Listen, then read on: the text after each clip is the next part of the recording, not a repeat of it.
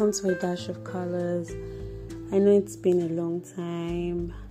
I have had a lot of things going on in my mind, and I needed a while to think about them, right?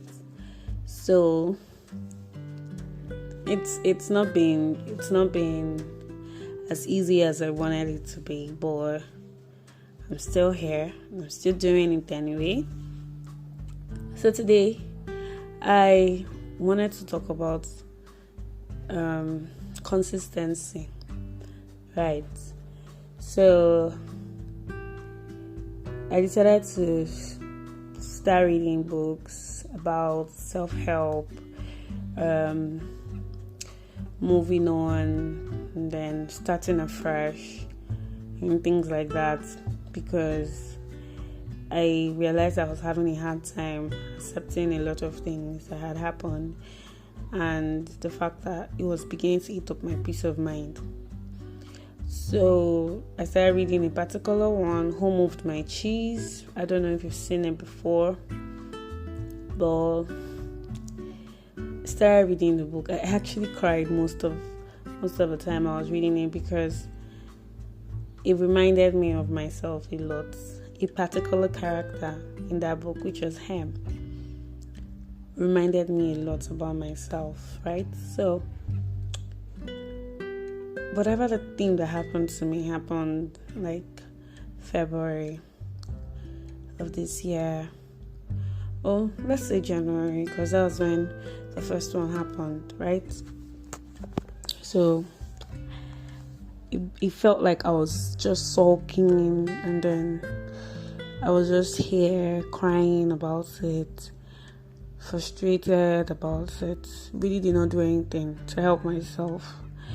I tried to help the situation, actually. I reached out to people, to authorities, to see if anybody could help me, and none of them could, right? Help wasn't coming. Things were getting worse. So yesterday was the first day of June, and I woke up and I was very sad. I was very upset, because it felt like I have used 6 whole months in a year to cry, to complain, to feel miserable, to feel completely worn out, right? And it seems like that's all I've done for this past 6 months. There's not been any form of impact, nothing at all.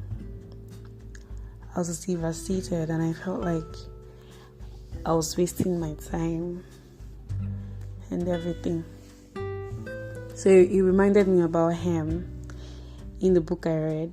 Ham, they had a particular place where they had found cheese, right? Ham and Ham. So Ham and Ham kept going to this particular place every single day, and every single day they went, there was cheese. And one day they came and they found out that the cheese was gone. What happened to the cheese? Who took the cheese? They were so confused. They were so worried. Ham, on the other hand, refused to accept the fact that the cheese was gone, and it was probably never coming back. He stayed around. He went home. He kept sulking. He felt he was entitled to the cheese always being there. He felt he deserved to have the cheese always there. And then, I can't go into the full details of that book, but I just felt like that was me, because I've always thought that I was too good to have anything bad happen to me, that I hardly ever prepared for something bad happening.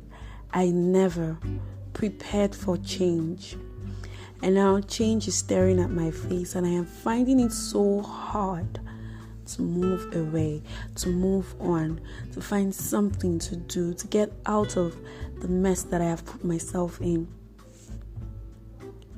Because somehow I have grown to be entitled to all those things I had, and now they were taken away. I couldn't bring myself to accept the fact that it was gone. Maybe you're like me, but try and be like Ham. Ham, on the other hand, at first was like Ham. He really did not see why anyone would take something that belonged to them.